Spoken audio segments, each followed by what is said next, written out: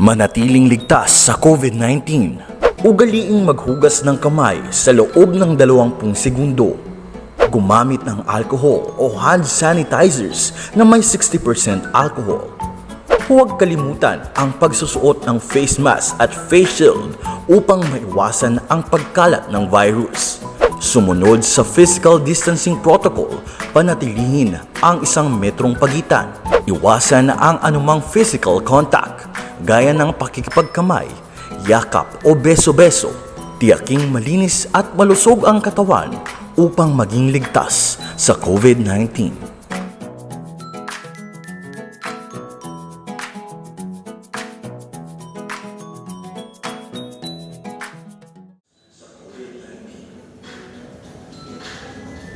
Magandang umaga po sa ating lahat. Maaari po ba tayong tumayo? And sa umagang ito, tayo po ay sabay-sabay na magpupuri sa ating Diyos. Come on, purihin po natin ang ating Panginoon na palagi pong tapat at mabuti po sa ating mga buhay. Come on, handa na po ba tayong umawi?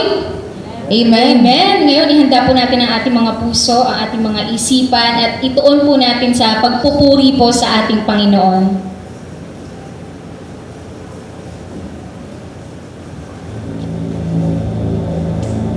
Come on, palakpak po natin ating mga kamay.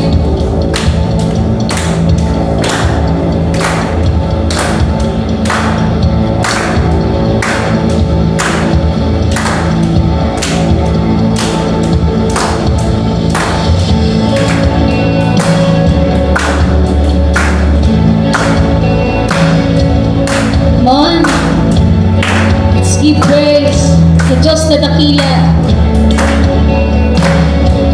Give you glory for all you brought me through.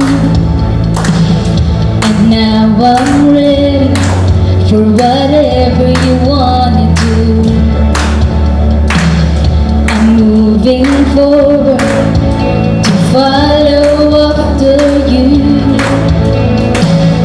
And now I'm ready for whatever you wanna do. Your presence is an open door. We want you, Lord, like never before. Your presence is an open door. So come now, Lord, like never before.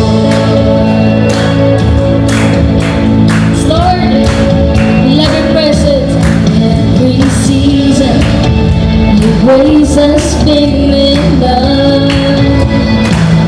and I'm believing the best is yet to come. Come on, we're claiming the cross before me, my hope on things above, and in you, Jesus, the best is yet to come. Amen. Your presence is an open door. We want you, Lord, like never before. Your presence is an open door. So come now, Lord, like never before.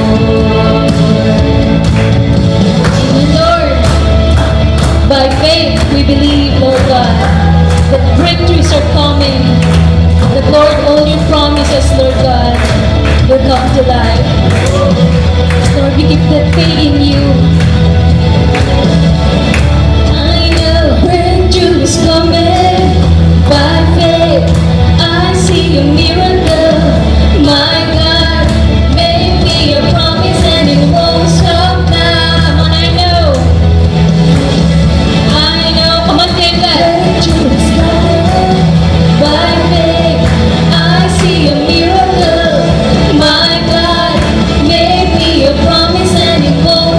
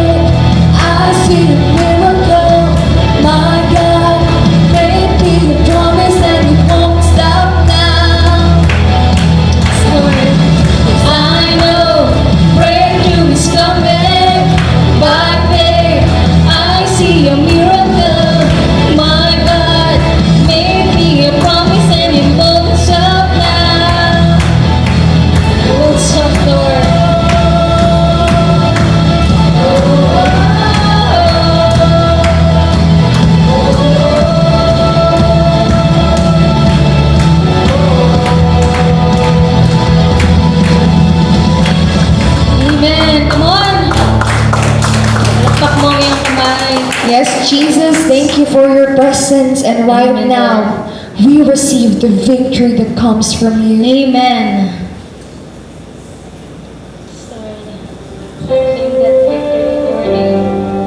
Come on, let's claim this song.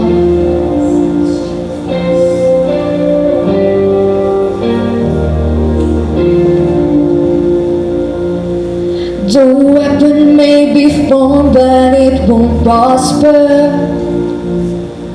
When the darkness falls, it won't prevail.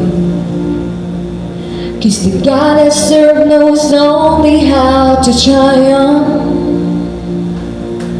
My God will never fail. Oh, my God will never fail. I'm gonna see a victory. I'm gonna see a victory. For the battle belongs to you, Lord. I'm gonna see a victory. I'm gonna see a victory. For the battle belongs to you, Lord.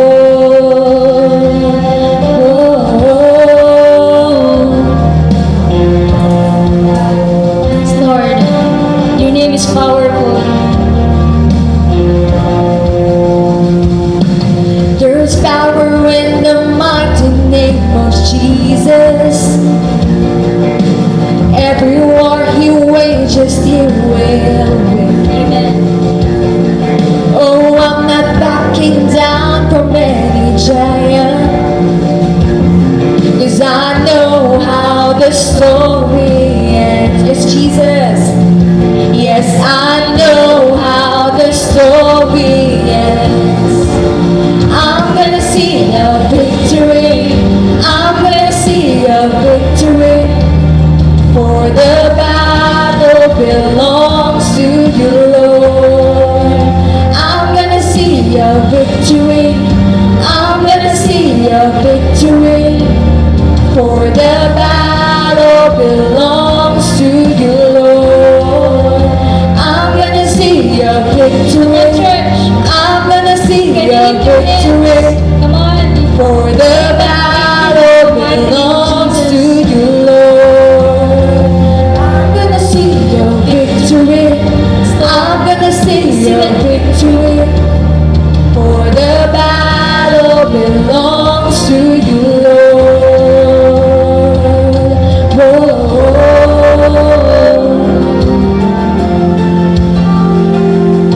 Gonna worship my way through his power. Gonna worship my way from. You take what the enemy meant for evil, and you turn it for good. You turn it for good. Come on, church. You take what the enemy meant for evil, and you turn it for good. You turn it for good. Come on. You take what the enemy meant for evil, and you turn it for good. You turn it for good. You take what the enemy meant for evil, and you turn it for good. You turn it for good. Take what the enemy meant for evil, and you turn it for good. You turn it for good. You take what the enemy meant for evil, and you turn it for good. You turn it for good. I'm gonna see a victory. I'm gonna see a victory. For the battle belongs to you, Lord. I'm gonna see a victory. I'm gonna see a victory. For the battle belongs to you, Lord. My church, I'm gonna see a victory.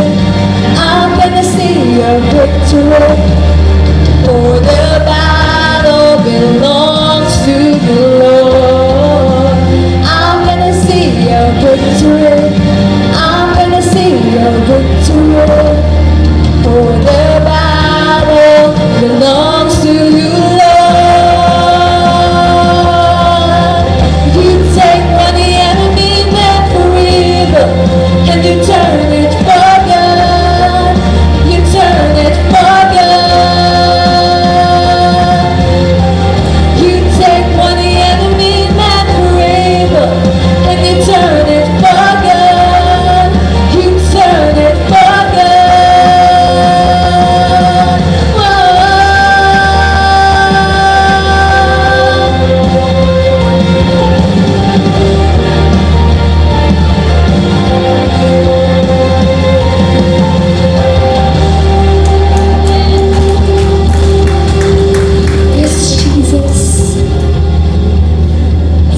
for your victory, Lord God.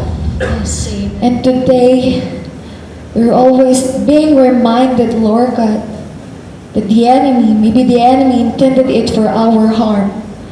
But Lord, you have a great purpose because you intended it for our own good. Yes. That's why, Lord God, today, we just want to know you better, to know your plans, to know your purpose, Lord God, in our beings. And this we ask in your mighty name. In Jesus' name we pray. Let us all say, Amen and Amen. Again, palakpakan po natin ang ating Panginoon. And maaari na po tayong maupo.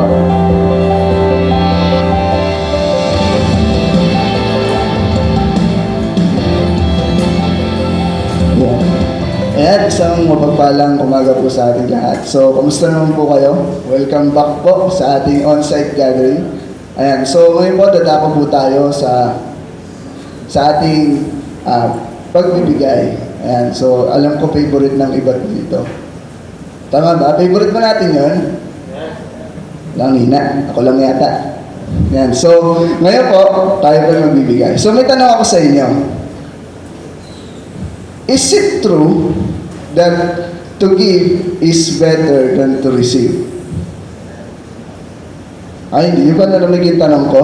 Walang amen eh. Is it true that to give is better than to receive? Yes. Amen, di ba? Ngayon, totoo ba na sa atin, kasama ko syempre, na kapag tayo nagbibigay, kadalasan, nag-expect tayo ng babalik. Ulitin ko ba ulit tanong? Totoo po ba yan? Ako mag-amen ako kasi madalas ganun ako. Nagbibigay ako kasi may ina-expect ako. Pero yung pala, meron akong isang principle na nakakalimutan. Napaka-basic. Hindi naman mali na mag-expect. Kasi gusto ni Lord na mag-expect tayo. Kasi talaga namang tutuparin ni Lord ang promise niya. Pero ang mali ay magbigay dahil may ina-expect. Bakit? Kasi sabi sa Deuteronomy chapter 16 verse 17, every man shall give as he is able, according to the blessing of the Lord your God, which He has given you. So bakit tayo magbibigay? Because He enabled us to give. Lahat na natatanggap natin throughout this week, galing kay Lord. Not just financial. Sino dito nakakapagtrabaho? Binigay ni Lord yung lakas. Binigay ni Lord yung trabaho mo. Sino dito yung nagbi-business? Ngayon mo lang na-discover yung businesswoman at businessman pala tayo. Ngayong pandemic lang. Bigay din ni Lord yun, opportunity ni Lord. Sino dito may lakas? Kanina pagising mo, nagpasalamat ka pa, buhay ka pa. Tama? Bigay din ni Lord yun. And yung pagkakataon na magbigay ngayon, bigay din ni Lord yun. Bakit? Because He enabled us to give. And this is not just a reminder, this is a challenge. Na every time nagbibigay tayo, hindi tayo nagreklamo, wala ako. Binigay na ni Lord. Tama? Yes. Nagbigay na si Lord nang ibibigay natin sa Kanya. Amen? So, sino pwede sumama sa akin magbigay ngayon? Hawakan na kanyang ikapo. Hawakan natin ang ikapo natin at tayo po ay mananalangin. Lord, thank you. Sobrang thank you. Sa kabila, Panginoon, ng pandemic na to, na pinagdadaanan namin, this is just a test. Not just on our body, not just on our patience, on our health. This is a test of our stewardship. Kung paano mo kami pagkakatiwalaan sa mga binigay mo. And Lord, right now, sa umagang ito, bumubuso kami bumabalik. Not just our finances, buong kami, ibinabalik namin ang lahat sa iyo. Sapagkat, Lord, we acknowledge that everything that we receive, that we have right now, is from you and for you alone. Lord, we thank you for everything na in-enable mo para makapagbigay kami ngayong umagang ito. And that we may prove, that we may show that we truly love you, we truly have faith in you, and we are willing to obey and to submit to you. Thank you, Lord. In Jesus' name, amen and amen. Smile na sinig po.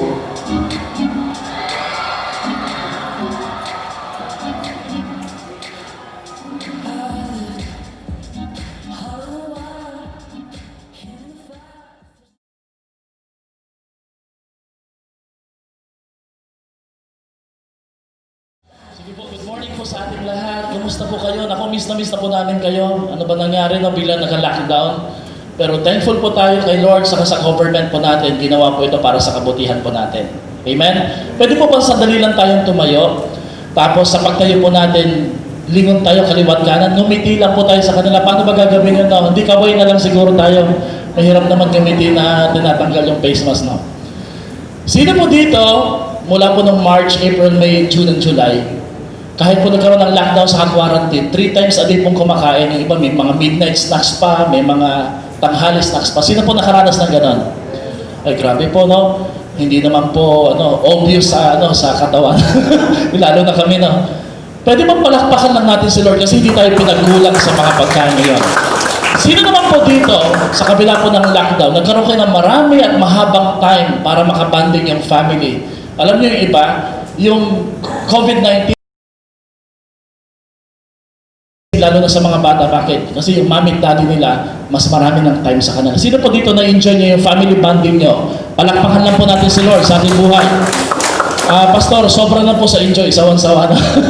Sino naman po dito, kahit nagkaroon ng COVID-19, nagkaroon po ng krisis yung ating ekonomiya, magpasa hanggang ngayon, meron ka pa rin trabaho, negosyo, at meron pa rin pong pagpapalang binibigay ng Panginoon. Pwede mantas lang natin yung kamay natin. Palakpakan natin si Lord. Amen. Thank you. Last po, sino po dito sa kabila po ng banda ng COVID-19, iniingatan, binabantayan ka pa rin ng Panginoon, hindi ka pa rin hinahayaan na magkasakit? Pwede bang palakpakan lang natin si Lord sa pag-iingat siya sa ating mga buhay? Sabay-sabay tayong yumuko, pwede po ba tayo magkaroon ng personal na pananalangin sa Panginoon? Alam nyo, dito po sa church na to, hindi lamang po kami ang nagpipray o yung pastor ang nagpipray. We believe na bawat isa po sa atin ay anak ng Panginoon. May karapatan na kausapin ng Diyos. May kakayahan na makipag-usap sa Panginoon. Why don't you talk to God right now? Why don't you thank God for all the blessings that He has given you? Sa lahat ng mga pagpapala, pag-iingat, pagbabantay, sabay-sabay tayong manalangin, kumausap sa ating Panginoon. Let's pray, sabay-sabay, let's go. Tayo po ay mag-pray. Maraming salamat, Panginoon, kasi kayo po ang aming provider, protector, guide. Kayo po ang nag-restore at nagre-restore ng aming mga broken relationship. Kayo po ang aming strength, fortress, shield, Panginoon, refuge. At kayo rin po nakakaalam ng aming future, Panginoon. At hindi po namin nahayaan na diktahan kami ng COVID-19 na ito, ng pandemya ito, ng krisis na ito, kung ano po magiging kinabukasan namin. Because we believe, we claim, Jeremiah 29:11, when you said, Lord, you know the plans you have for us. Plans to prosper us and not to harm us. Plans to give us hope and a good future, Panginoon. Salamat po. Pinanghahawakan po namin yan, pangako nyo. Pero Lord, tanggap na tanggap namin yung pagkasulukuyan naming sitwasyon. At alam namin, Lord, may magandang kauuwian ang dulo ng kwento ng buhay namin ito. Salamat po sa opportunity makapag-worship. Thank you sa pagdala nyo sa amin dito. Sa loob po ng 6 na araw, alam namin, naging mabuti kayo, naging matapat kayo sa lahat ng aming mga hiniling at kinailangan. Kaya Lord, nandito kami para magbigay ng aming panahon, buhay, puso, at pananampalataya. In Jesus' name we pray. Amen. Palakpakan natin si Lord and let's all be seated. Ngayong umaga na to, tatapusin na po natin yung series about being better, be stronger, be wiser. Nagtanong kasi tayo ng first Sunday of the month of August ng ilang tanong na mahalaga. What have we learned from this pandemic? What do we wish to carry forward from the things that we have learned?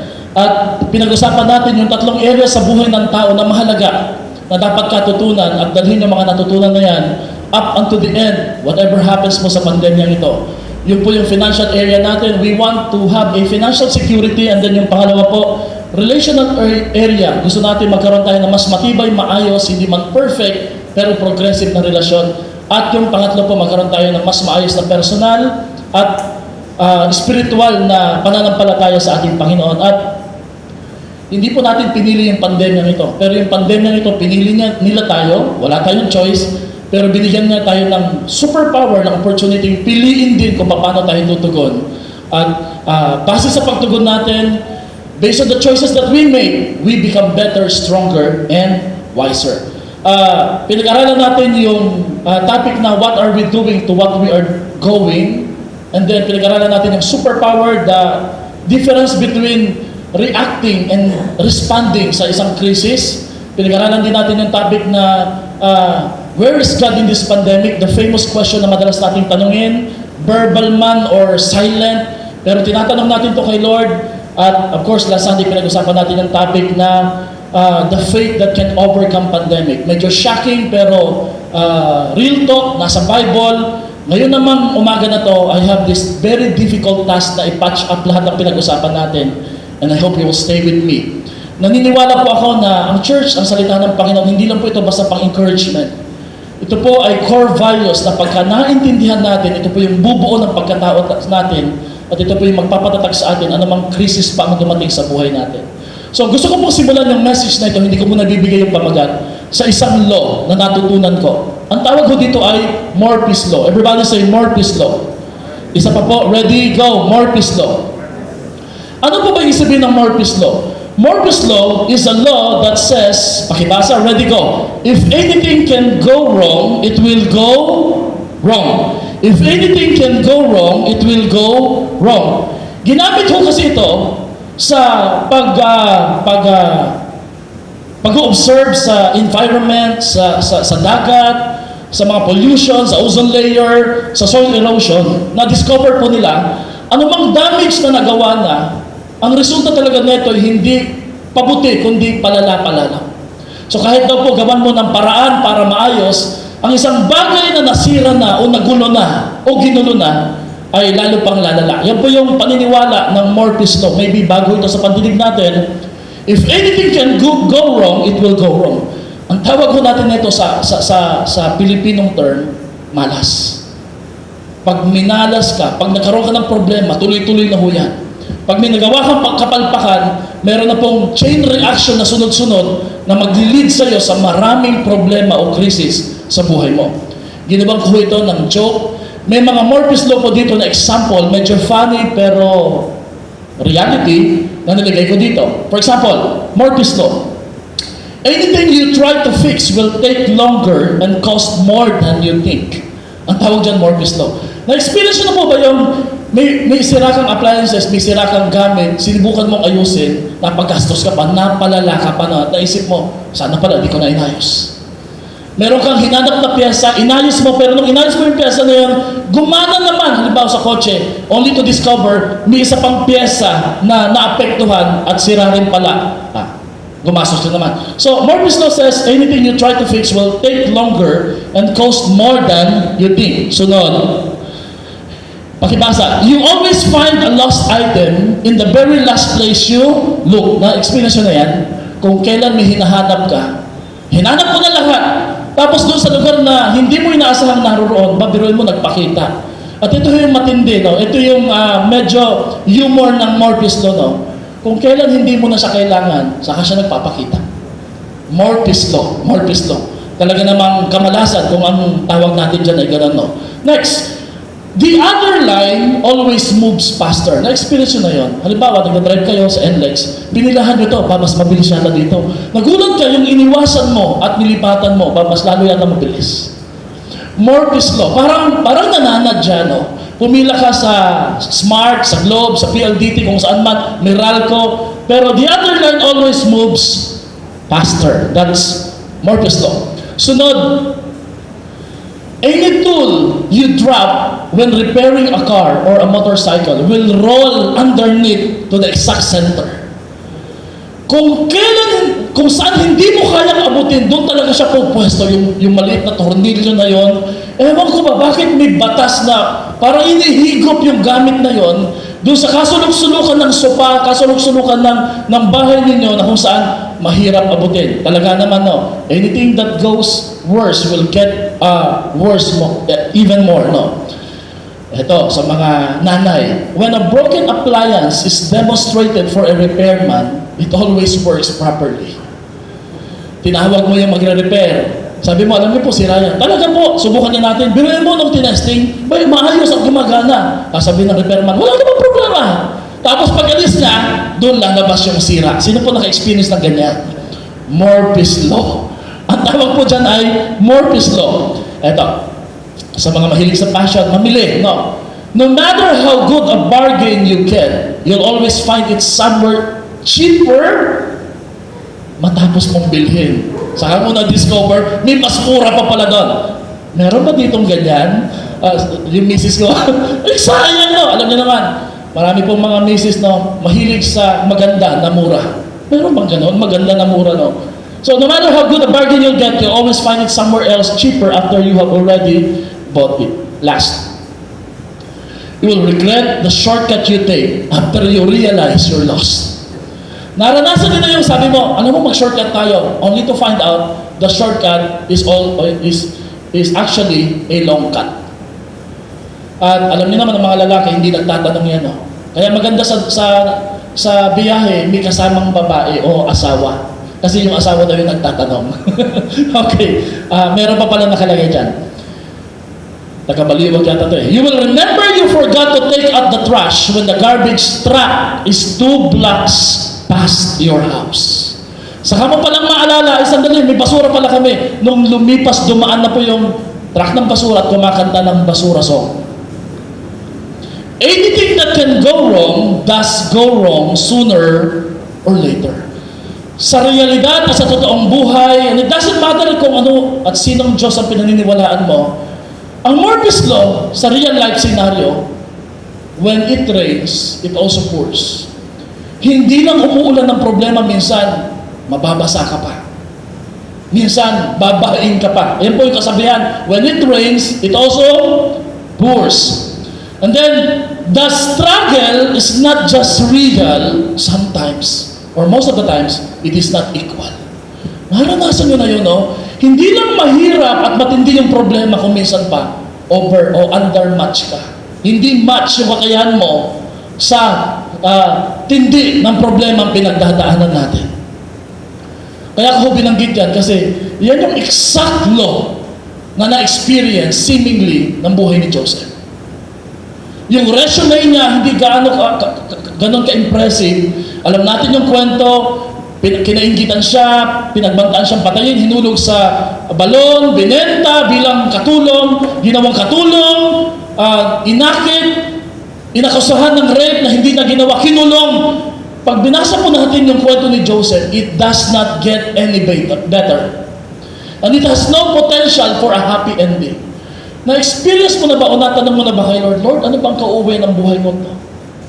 Especially when you mess up, may nagawa kang mali, iniisip mo, Lord, ano kaya ang kahihinatnan ng problema ito? Alam nyo, sa imagination ko, sa creative mind ko, naglagay ako ng own version ni Joseph na Murphy's Law. Ito yung Murphy's Law ni Joseph. Number 1, mga naglahong pangarap. Kinanto lang naman yung pangarap niya. Lalo na siyang kinamuhian ng mga kapatid niya. Wala, nasira na. Next, huwag po mga kuya. Bakit? Grabe no. Imagine mo yung sinasabi niya during that time, pinagtutulungan siya ng kuya niya, sabi niya, papatayin ka namin. Ang Murphy's Law niya, kuya, huwag po. Next, pasan ko ang daigdig. Natutulog ba ang Diyos? May mga verses yan. At nung dumating po siya bilang katulong sa bahay ni Potiphar, inakit, tinukso siya ng asawa ni Potiphar. Alam niyo, ang Murphy's Law po niya, tukso, layuan mo ako. Sabi ko kay Mrs., pwede ba? Baka naman pwede palitan natin yan, my husband's lover. Alam natin, hindi magiging maganda yung resulta nun. Nung siya'y kinulong sa isang kasalanang iniwasan at hindi na ginawa, ang Murphy's Law po na na-experience ni Joseph sa kulungan, nasaan ang katarungan. Pero may maganda na naman nangyari kasi sa bait at buti ng attitude ni Joseph, ginawa po siyang in charge sa kulungan. Alam niyo yung sumunod na Murphy's Law ni Joseph? Hari ng mga selda. Pero hindi ko masaya yan. Bakit? Sa lahat naman ng pwedeng pagharian, kulungan pa. Hindi ko maganda yan. May tinulungan siya isang butler, o isang cupbearer sa ka-butler. Sabi niya, pag nangyari yung interpretation ng panaginip ko sa inyo, Banggitin nyo naman sa pero, tulungan nyo naman ako makalabas dito. But for 2 years, nakaligtaan siya, kaya ang kanyang Morpheus Law ay maalaala mo kaya. It does not get any better. Kaya siguro, habang nasa kulungan siya, inaalala niya lahat ng sakit, pasakit, sunod-sunod na kamalasan na nangyari sa kanya, nasabi niya, bukas luluhod ang mga tala at babangon ako para durugin ka. Hindi ko alam kung nasabi niya na ho yan, pero probably, bilang tao, nabanggit na rin po ni Joseph yan. And he was wondering, ba hindi lang siguro Morpheus Law tawag dito, sobra pa, kasi sunod-sunod na problema. Naranasan niyo na po ba yun, kakatapos mo lang sa problema, hindi ka patapos sa problema, may sumusunod na naman na problema. Sino po naka-experience ng ganyan? Morpheus Law. Ang maganda, sabi sa verse, and the Lord was with Joseph. Pero, diniscuss natin yan noong nakaraan, very controversial po yung verse na yan. Bakit? Kasi, sa pananampalatayang naintindihan at tinanggap natin at nakatutunan natin, ang alam natin, pag sinasamahan ka ng Diyos, dapat hindi ka dumadaan sa mga matitinding problema. Iniisip natin, pag ang Diyos ay sumasama sa iyo, dapat walang problema na dapat mangyari sa buhay mo. Ang mahirap ni Jose, nung pinagdaanan niya ito, lahat ng problema, lahat ng series of unfortunate events, nobody is looking for him and nobody is looking out for him. Walang nakatingin sa kanya, walang naghahanap sa kanya kasi ang tingin sa kanya ng kanyang pamilya, patay na nga siya eh. Nobody was looking for him and nobody is looking out for him. Alam nyo, ang mahirap sa problema, yung hinaharap mo itong mag-isa. And can you just imagine Joseph? Kinakaharap niya itong mag-isa. At meron akong nilagay dyan, and perhaps that's how you feel right now. Nobody is looking for you, and nobody is looking out for you, or so it would seem. Ito po statement na to, ito po yung kukonekta sa topic natin ngayong umaga na to. Akala mo parang walang Diyos, walang kumikilos, walang tulong na paparating. Or so it would seem. Or so it would seem. Because this is where Joseph's story takes a hard right turn, then the surprise. Ang Morpheus Law ay nagsasabing, if anything can go wrong, it will go wrong. Siguro first time mong narinig yung law na to, pero naiintindihan mo na totoo ito at nararanasan mo mismo. But let me tell you, sa buhay ni Jose, totoo yung Morpheus Law, pero mayroong isang mas makapangyarihang law na naintindihan lang niya matapos siyang mapagdaanan ang series of unfortunate events na yun. Alam mo tawag ng law na yun? God's Law. At sa kabaligtaran, on the contrary, God's Law says, God causes all things to happen and cause them to work together for the greater good. Yes, merong Morpheus Law. Yes, may series of unfortunate events. Pero sa pananaw ng Panginoon na hindi pa nakikita ni Joseph and probably hindi mo pa nakikita, pinahintulutan ng Diyos na ang lahat ng ito na mangyari sa buhay mo, gaano man ito kasakit at kahirap, kasi gagamitin niya ito hindi lang para sa kabutihan mo, para sa kabutihan ng lahat. May sasabihin mo ko sa inyo. Gaano ka man naiirita na sa social distancing, sa face mask, sa face shield, sa alcohol, at sa pagpunta mo sa SM, sabi ko nga, alam nyo, ang dami ko ng pinirmahan, ang dami ko ng raffle draw dapat na napanalunan. Pirma dito, pirma doon. Sabi ko, lahat na lang, maglalagin ako eh. Gaano man kahirap yung epekto ng COVID-19 na ito. Nangyari ito hindi dahil sa nangyari lang ito, nangyari ito kasi gagamitin ni Lord ito para sa kabutihan mo at sa kabutihan ng mundo. If you could only trust God. At sa kabuuan ng kwento ni Jose, isang verse lang po ang pwedeng gamitin natin na tumutugma sa kanyang pinagdaanan, sa kanyang itinugon at naging resulta sa kanyang pagtugon. Walang iba kundi yung Genesis 50 verse 20. Fast forward, matapos siyang pagdaanan dito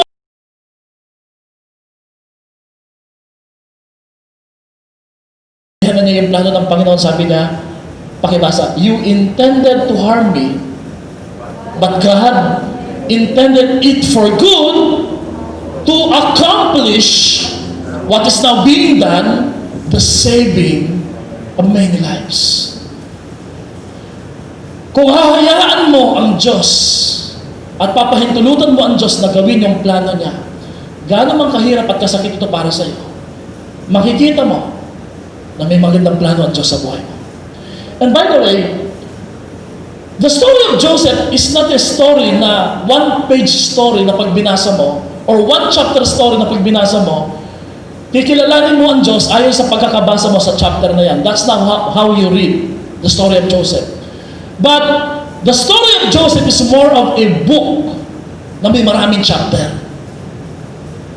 Iba ko kasi sa atin, pag nabasa na natin yung chapter ng problema, di na natin tinutuloy. Pag tinuloy mong basahin sa dulo, magugulat ka, there is actually a happy ending after all this suffering. Sino po dito naniniwala, Murphy's Law is nothing compared to God's law? Murphy's Law is nothing compared to God's law. Sa Tagalog, ang ganda ng ginamit na dito eh. Ginawa niyo ako ng masama, subalit ginamit ng Diyos ang kasamang iyon para sa ikabubuti ng lahat. Ang ganda. Alam niyo, inekho ito ni Paul sa New Testament. At kung hindi ito mahalaga, sana hindi ito binanggit sa Romans 8:28. Ang sabi sa Romans 8:28, same thought, iba lang po yung construction sa sentence. For we know, looking back sa kwento ni Joseph, that God causes all things to work together for good to those who love God and are called according to His purpose. Gagamitin ng Diyos sa mga bagay na kinamumuhian mo, inaayawan mo, iniiwasan mo para sa kanyang dakilang plano, hindi lang para sa iyo, kundi sa plano ng pamilya mo, sa kinabukasan mo, at plano sa pangkalahatang tao. Romans 8:28. Dito ko pa lang po ibibigay yung pamagandang message and then pwede na tayo umuwi. The God of turnaround. The God of turnaround. Makikita natin sa kwento ni Jose, parang walang potential ng happy ending. Pero sa dulo, dahil sa mga choices na pinili ni Joseph, there was actually a turnaround. Ano po ba yung pastor yung turnaround? Turnaround means reversal of a situation. Posible kaya na yung kahirapan na experience mo ngayon pwedeng baguhin ng Diyos if you will just stay and hold on sa iyong pananampalataya. Sabi po ni David Jeremiah, God cannot be divorced from disaster. He cannot be discredited by the disaster. He cannot be defined by the disaster.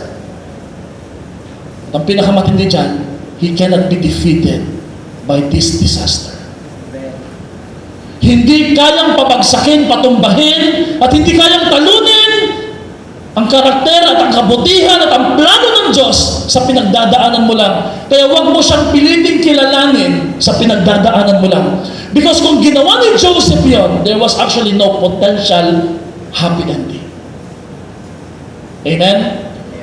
Maybe sa base ng buhay mo ngayon, nasa gitna ka sa kwento ni Jose. But we have this blueprint sa buhay ni Jose. And at sinabi po ito sa Romans 8:20, and we know, everybody say, we know, that God causes all things to work together for good to those who love God and are called according to His purpose. There is no turnaround without turnover. There is no turnaround without turnover. Walang pagpapala kung wala mo ng problema. Walang blessing kung wala mo ng suffering. At sa bawat bahagi ng buhay natin, possible ang na-experience mo turnover. Sa basketball, any sports, ang isang team na nagko-commit na maraming turnover, most likely matatalo.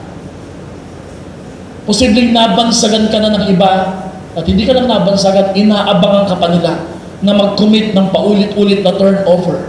But let me tell you, there is no turnaround if there is no turnover. There is no turnaround if there is no turnover. There can be no great comeback without great setback. Kung walang problema, walang ibabangon si Lord. Kung wala kang pinagdadaanan, walang paglalaanan na pangako ang Diyos sa buhay natin. Naiintindihan po natin ito mga kapatid. At pag binasa natin yung kwento at turnover po ni Joseph, binanggit ko na ho yun. Ginawa ko nga pong katatawanan pa ng konti, Morpheus Law. Of course, hindi ho ito laughing stock, kundi serious talaga na na-experience talaga ni Joseph. No? Pero may isang bahagi po na hindi ko nabanggit sa inyo. Nung siya'y kinulong, ginawa po siyang in charge sa selda. Nagkaroon po ng opportunity na may nakulong din po na butler and cupbearer. Ito po yung mga lingkod ng hari. Sa isang kasalanan hindi po binanggit, but they were charged and they were put into prison together with Joseph. Sabay silang nanaginip. At nung narinig ni Jose yung panaginip nila, sa gitna po ng selda, ang sabi po ni Jose, alam nyo, kayang i-interpret ni Lord yung panaginip niya. At sinimulan po niyang ikwento. Sabi po niya dun sa butler, pagkalipas po ng ilang araw, bibitayin ka ng hari. Sorry sa pagsasabi niya. Pero nung sinabi sa cupbearer, pagkalipas ng ilang araw, ililift ng hari yung parusa sa iyo at makakabalik ka sa posisyon. Kung sakaling mangyari ito, pakibanggit naman sa hari na nandito ako, inakusahan ako ng isang kasalanang hindi ko ginawa na rape, tulungan mo naman ako makalabas dito. At ang sabi po sa Genesis 40 verse 23, yet the chief cupbearer did not remember Joseph, but forgot him. Alam niyo ang pinakamahirap na maranasan sa isang tao? Yung makulong at makalimutan. Yung makulong at makalimutan. You know what? Joseph was forgotten despite of him being faithful. Kung nagtatapat ka kay Lord ngayon, o di kaya sinimulan mo yung pananampalataya mo kay Lord, nakilalanin siya at magbigay ng katapatan, it doesn't exempt you from being forgotten. Kasi naranasan po din ni Jose. Amen, mga kapatid?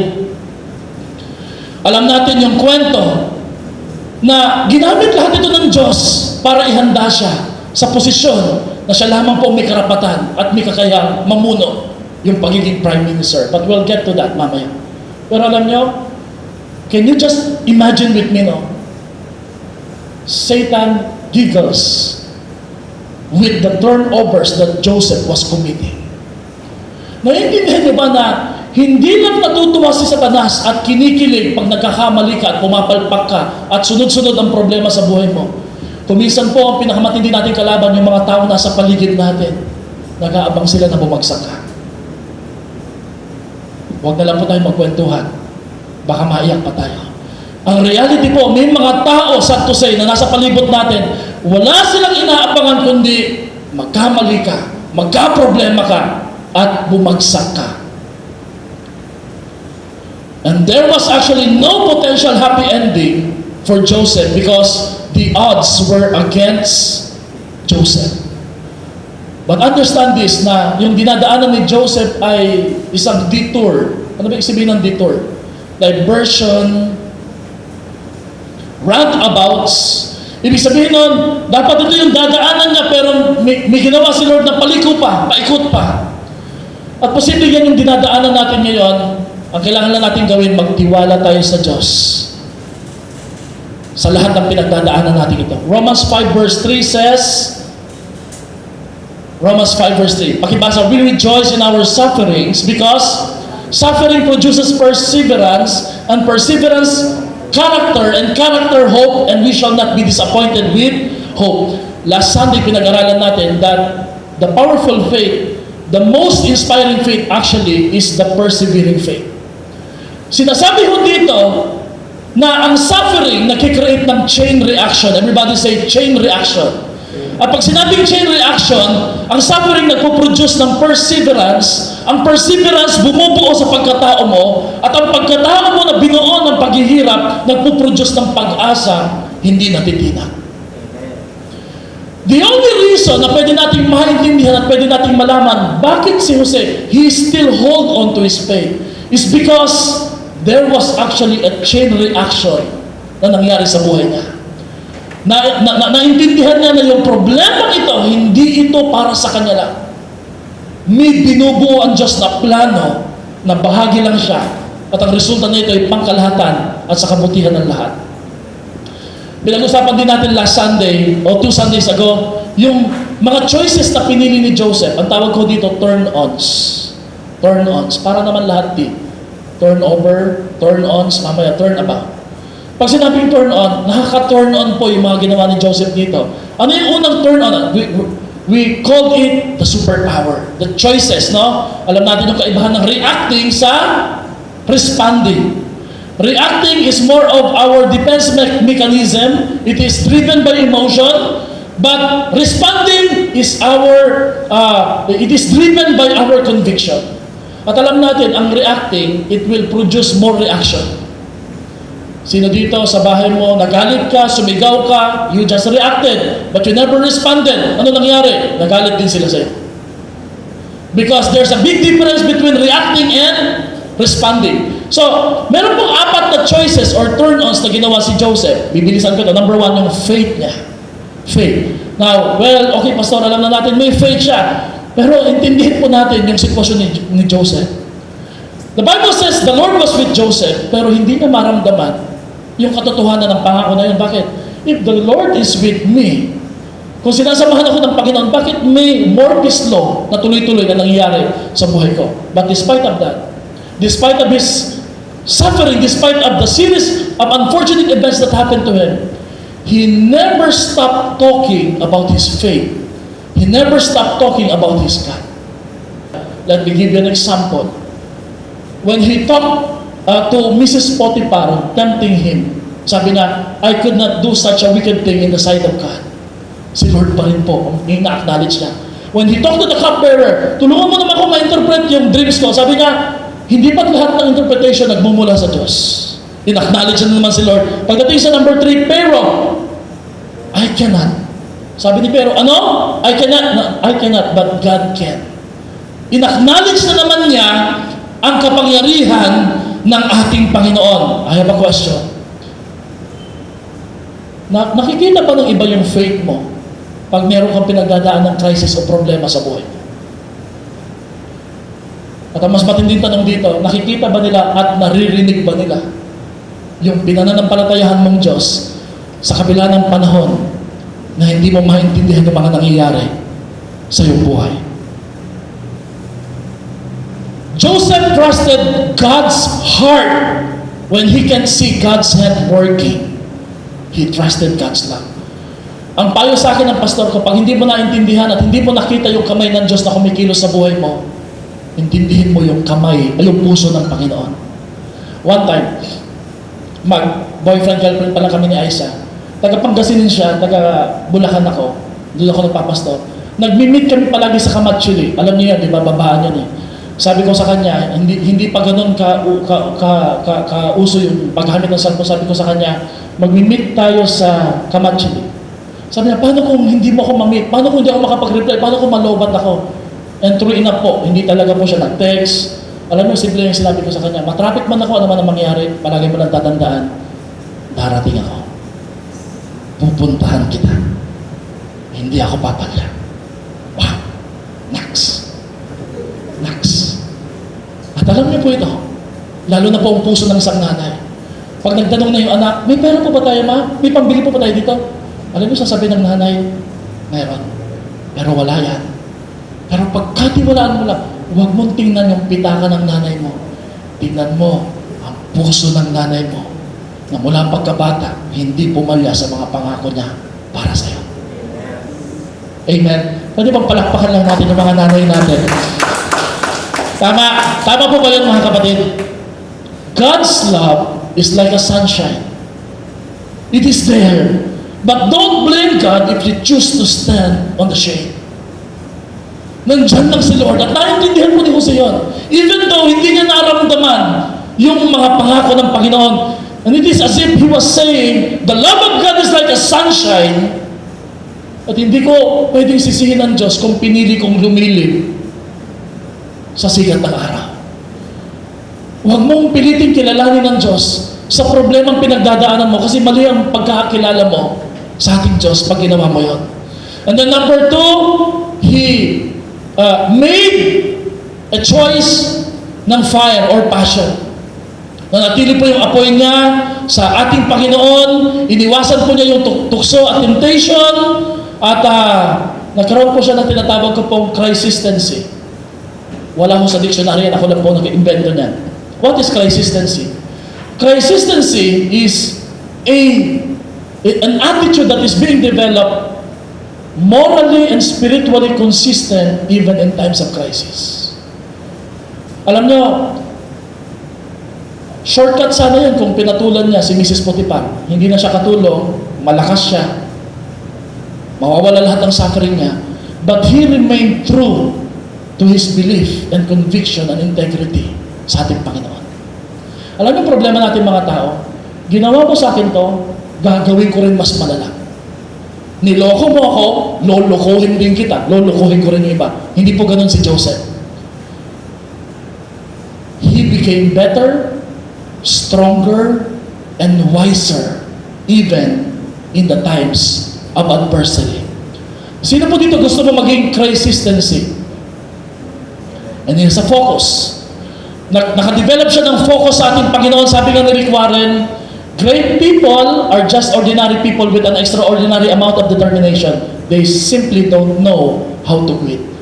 If you don't quit, if you will not quit, you have a potential of a happy ending sa lahat ng pinagdadaanan mo ito. Of course, ang pinakamatindi dyan ay forgiveness. Next week, pag-aaralan natin ito. Pagtungtong ni Jose sa edad na 50 hanggang 60, senior citizen na siya, you would think tapos na yung test ni Lord sa kanya. After all, he passed all those tests. Yung test ng integrity, temptation, yung test ng suffering, lahat mo pinasa ni Jose yan. And you would think tapos na yung test. But ang pinakamatinding test na binigay ni Lord sa kanya is the forgiveness test. He is now in power. Will he choose to forgive his perpetrators, especially these perpetrators were actually his brothers. At alam nyo, matapos man yung pandemya, sino po dito naniniwala, hindi natatapos yung testing ng ating Panginoon? Amen ba? Pinili ni Jose na magpatawad. Pinili ni Jose na magpatawad. At pahapiyaw lang po, pero next Sunday, ito yung discussion ko. No? Meron akong narinig na statement ni Amanda Palmer. If you're struggling with the issue of forgiveness, sabi ni Amanda Palmer, if you don't deal with your demons, in other words, demons or spirit of hatred, unforgiveness, rage, or pagganti, they will go into the cellar of your soul and they will lift weights. In other words, ang sinasabi po dito ni Amanda Palmer, pag hindi mo kinontrol yung emosyon mo, they will be the boss and they will control your emotion and eventually your decision. Thank goodness, Joseph was never controlled by his bitterness and unforgiving spirit. Kaya sa dulo mo, naging bahagi po yon so that his happy ending will become better, stronger, and wiser. Huwag kayong mag-absent next Sunday kasi yung pag-uusapan natin. Tapusin po natin ito sa turnaround na ginawa ni Lord sa kanyang buhay. Number 1, Joseph's turnaround, mystery become a mastery. Ang hamon ni Lord sa atin, ang pakiusap ko sa inyo, yung hindi mo naiintindihan sa Lord, yung hindi mo naiintindihan na problema sa buhay mo, masterin mo yan. Because what you can conquer, you master. Sino po dito naniniwala, hindi naman nawawala yung problema, nagbabago lang yung itsura? Naniniwala ba kayo doon? At ang reason kung bakit na-overcome mo, bakit? Nasanay ka na na ma-master mo na. Anong kulang ng kinain nyo kaninang umaga? Alam na may kasabihan po sa Kano, we eat problems for breakfast. Bumabangon ka, gumigising ka, knowing na alam mo may babayaran kang utang, may maniningil, haharapin mo ito, but you don't just give up. Why? Because you have already mastered it. And those who can conquer it, they can master it. At alam nyo, may kasabihan tayo dito sa church problems are the vitamins of the champion. Problems are the vitamins of the champion. Alam nyo, ang bitamina ng mga nagwawagi at nananalo sa dulo, problema. Pakita na ngayon katabi mo, nag-take ka na ba ng vitamins kanina umaga? Alam nyo, interesting fact kay Joseph, he made a mastery.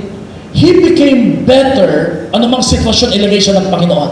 For example, as a slave, Sabi ni Joseph, I'm going to make the best of being a slave.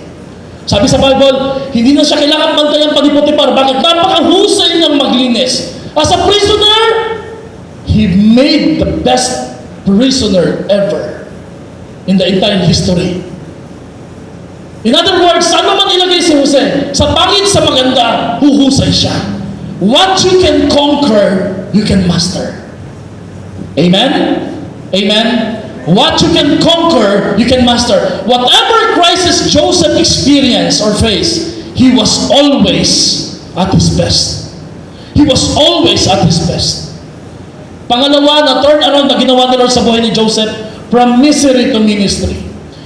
Sa gitna po ng kahirapan, kalungkutan, sa gitna po ng problema, pasakit, imagine being prison na nag-iisa. At habang nakakulong siya, dinagdagan pa na nakalimutan siya na kanyang tinulungan, habang nakakulong siya, paulit-ulit po na nagpa-flashback yung ginawa ng kapatid niya, yung ginawa ni Potiphar, yung ginawa po sa kanya ng cupbearer.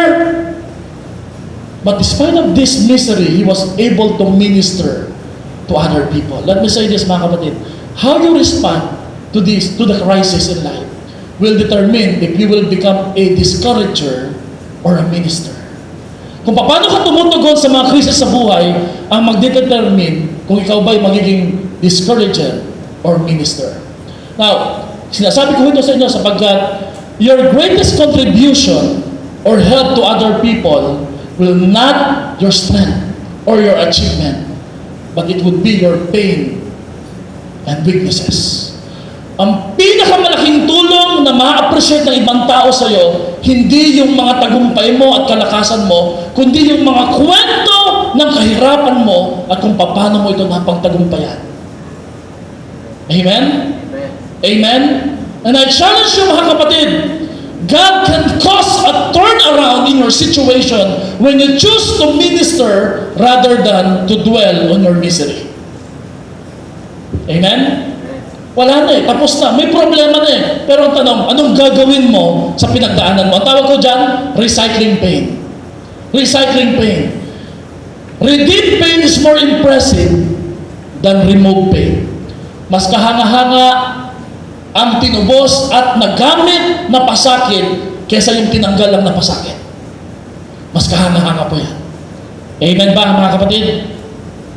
And then last, from prisoner to prime minister. Sabi-sabi natin itong basahin. From prisoner to prime minister. Mula sa kulungan, sabi doon sa Bible, nung naalala na ng cupbearer, si Joseph, sabi na, ay, sandali, may tumulong sa akin 2 years ago na isang Hudyo, na-interpret niya yung panaginip ko, pwede rin na-interpret yung panaginip mo. Sabi ni Pero, palabasin mo siya. And the Bible said, pinalabas si Jose sa kulungan. This is now where the music changes. Ding, ding, ding, ding, ding, ding, ding. Alam mo na meron ng build up ng comeback. Amen? May build up na ng comeback para sinasabi na ng Panginoon, it's payback time. At ang sabi po sa Bible, pagbukas po ng selda, inahitan siya at pinalitan ng bagong damit. You know what? Ano mang damit ng suot-suot mo ngayon, damit ng depression, damit ng loneliness, damit ng kalungkutan, papalitan ng Diyos yan at papalitan niya ng damit na kahanga-hanga at karangal-rangal. Pwede bang palakpakan natin si Lord sa ating buhay? Amen? Now, I just need to point out, lahat ng pinagdaanan ni Joseph is actually a test and a training. And you know this, lahat ng training ay preparation to something great. Amen? Lahat ng test ay preparation to something great. Now, let me elaborate, mga kapatid, no? Una, wala akong nilagay dyan part, no? Yung karanasan ni Jose sa kanyang cruel brothers, everybody say cruel brothers, it prepared him to deal with his pride and humility and forgiveness to his brothers. Yung karanasan niya sa kanyang mga kapatid, tinuruan siya ni Lord doon na magpakumbaba, hindi magmayabang, at magpatawad. Yung karanasan ni Jose sa bahay ni Potiphar, si Potiphar kasi isang military person, it prepared him to learn military protocol sa palasyo ng Egypt. Yung karanasan ni Jose kay Mrs. Potiphar, it prepared him to deal with his compromise, lust probably, and integrity. At nakita natin na natapagtagumpayan ni Joseph yan. And last, yung karanasan ni Jose sa kulungan, it prepared him to learn how to relate with the common people in the society.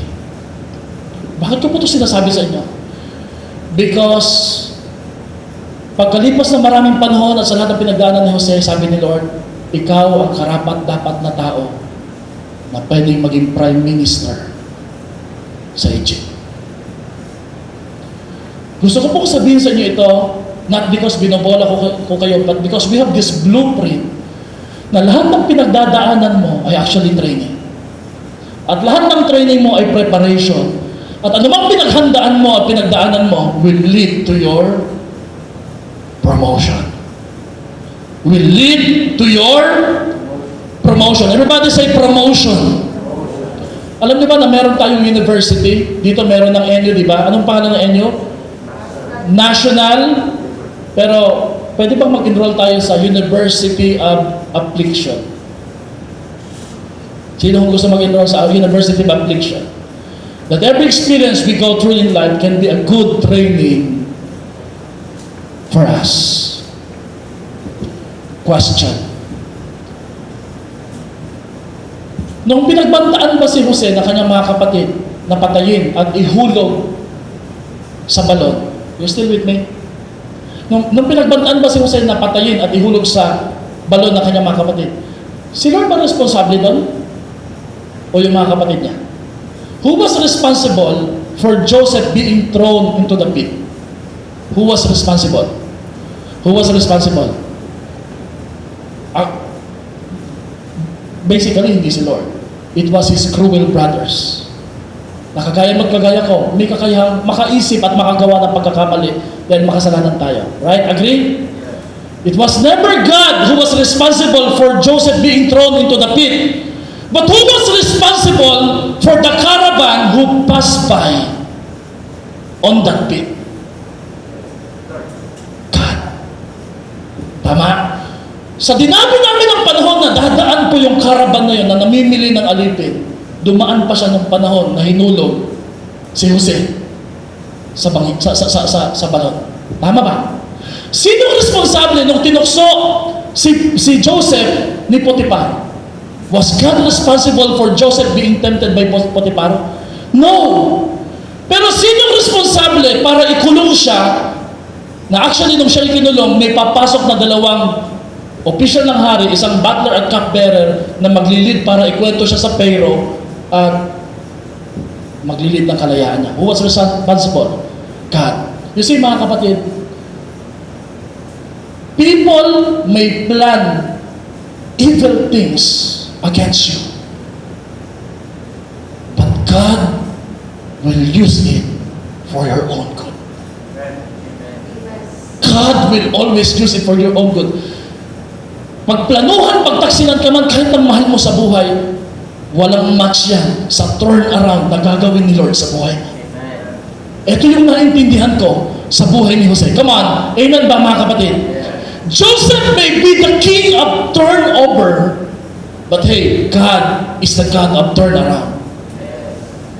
Your crisis may be the worst setback, but God's plan is your best comeback. And you know what? The enemy's weapon against Joseph was used by God for Joseph's own good. Huwag mong piliting tanggalin ni Lord yung mga problema, pinahintulutan niya, nagagamitin niya in the near future para pagpalain ka. Para i-bless ka. Amen? Amen mga kapatid. Kaya nga diba, meron tayong kanta, and we just sang it kanina. You take what the enemy meant for, and you turn it for good. Kung wala kang Diyos, hindi ka maniniwala dito. Ang paniniwalaan mo lang, more pisto. But because you believe that there's a God greater than the more pisto, you believe that there's actually a potential for a happy ending. Naniniwala ba tayo doon mga kapatid? God may not always remove the problem or pain in your life, but He has the power to redeem for the greater good. Alam niyo ang prayer natin dapat, Lord, use this pain until you choose to remove this pain. Pwede ba yun yung prayer natin ngayong umaga na to? Lord, hindi ko na kaya ang sakit-sakit. okay lang, sasamahan ka ni Lord. Pero hanggat hindi pa tinatanggal ng Panginoon, ibig lang sabihin nun, may paggagamitan pa ang Diyos sa problema niya. Last na lang po talaga, promise na po. Sorry ha. Itong nangyari kay Jose, the suffering produces a Savior. In fact, the plan of God for redemption on the earth or mankind hangs on the responses of Joseph. Sa Book of Genesis, ano man ang maging tugon ni Jose, nakasalalay doon yung plano ng Diyos sa kaligtasan ng buong sanlibutan. Why am I telling this? Because Jacob had 12 sons, and these 12 sons will represent the 12 tribes of Israel. Kung lahat yung pinapatay ni Jose, walang 12 tribes na lalabas ngayon. And out from the 12 tribes came a tribe of Judah.